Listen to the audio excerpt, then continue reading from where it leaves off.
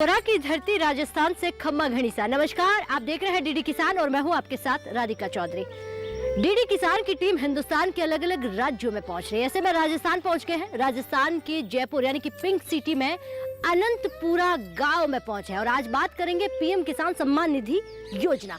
ये योजना किसानों के घर कैसे पहुंच रही है, किस तरह से घर घर इस योजना का फायदा मिल रहा है, क्या धरातल पर किसान इसका लाभ ले रहे हैं या नहीं, इस पर चर्चा करेंगे। आज धोरों की धरती से चर्चा होने वाली है। आप भी आज की चर्चा का हिस्सा बने। इन्हीं गांव और खेत खलियानों से होते हुए किसानों के घर चलते हैं। तो हम अनंतपुरा गांव में पहुंच गए हैं। एक बार किसान भाइयों का जोरदार से स्वागत करते हैं। तालियों से स्वागत कीजिए भाई अपने आप का। बहुत स्वागत।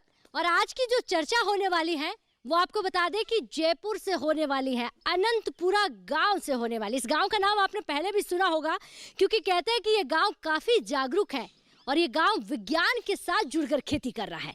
लेकिन ऐसे में यहाँ सम्मान निधि किस तरह से धरातल पर काम हो रहा है, सम्मान निधि को लेकर यहाँ के अन्नदाताओं का क्या कहना है और इसके साथ यहाँ के अन्नदाता खेती किस प्रकार कर रहे हैं। इफ्को से हमारे साथ डायरेक्टर साहब आए हुए हैं, अधिकारी जी आए हुए हैं, कृषि विज्ञान केंद्र के अधिकारी जी और तमाम अन्नदाता बैठे हुए हैं। सबसे पहले जो हमारे सीनियर हैं अधिकारी जी, मैं उन्हीं से शुरुआत करूंगी। सर आप खड़े हो जाइए।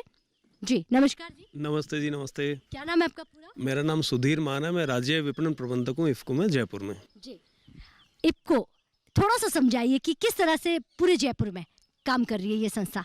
इफ्को का एक सिस्टम पूरे देश में एक ही है। हम अपने मोस्टली सहकारी समितियां जो हैं गांव की, जिनसे ज़्यादातर किसान जुड़े हुए हैं, उनके मार्फत कोशिश करते हैं कि किसान भाइयों को बढ़िया अच्छी क्वालिटी की खाद समय पे उपलब्ध करवा सकें ताकि उनकी खेती बाड़ी और अच्छी हो सके, और खेती बाड़ी से संबंधित जानकारी देने का भी प्रयास करते हैं। सहकारिता का आपने नाम लिया था, हमने देखा कि पिछले एक पूरा मंत्रालय दे दिया गया है, इनको बहुत मजबूत करने का काम किया जा रहा है। अगर हमारी सहकारिता जो है, समितियां जो मजबूत होगी, क्या इससे किसानों को सीधा सीधा फायदा है? बिल्कुल, पहला सिद्धांत यही है। सहकारिता का एक भावना भी हम समझे तो सहकारिता का मतलब यही है मिलजुल कर काम करना।